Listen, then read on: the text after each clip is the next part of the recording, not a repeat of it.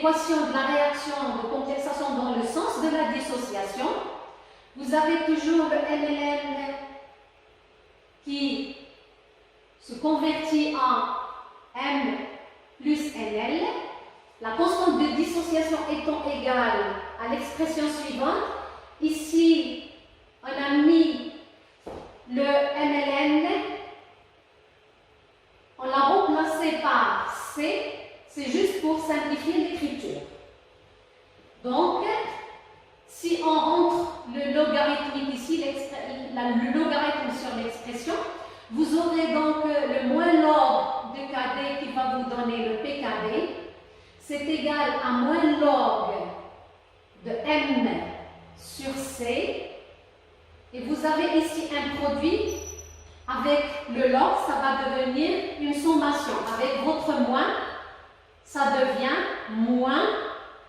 L'exposant ici, ça devient en termes de produit, donc moins n log.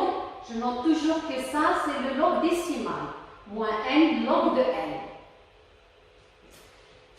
Dans cette expression, eh bien sûr, comme je viens de dire, on remplace ici moins log par PL. Et vous aurez donc, et on ramène ici le n de l'autre côté. Donc vous aurez PL qui est égal à PKD sur n plus 1 sur n log de m sur c. Alors dans cette expression, on a plusieurs cas à voir. Eh bien, le cas, on peut avoir PL égale à PKD sur n, et ceci, on ne peut l'avoir que si cette expression est égale à 0. Ça veut dire quoi? Ça veut dire que le terme qui est à l'intérieur du log doit être égal à 1. Ça veut dire que vous aurez, si PL égale à PKD sur n, donc vous aurez ce terme, il est égal à 1, ça veut dire que M est égal à C. Concentration de M est égale à concentration de C. Alors, sur notre diagramme ici, si on trace un diagramme de PL, là on place le PL, c'est-à-dire il évolue dans ce sens. On place le premier point qui est notre PKD sur N.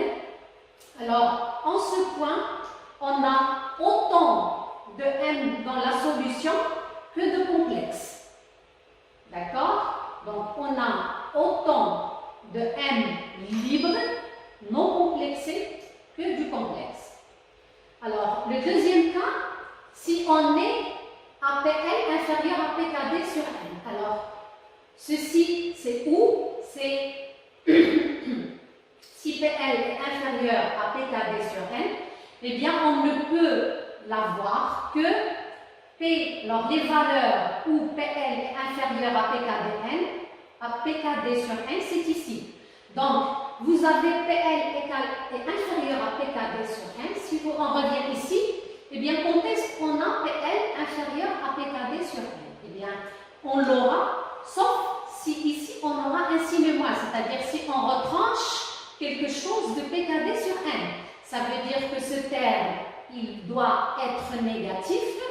Donc, ce qui est à l'intérieur du log doit être inférieur à 1. Donc, M sur C inférieur à 1, ça vous donne que M est inférieur à C. Donc, on peut dire que dans cet environnement ici, on aura le complexe qui prédomine. C'est-à-dire, vous avez formé plus de complexes qu'il n'y a de métal libre.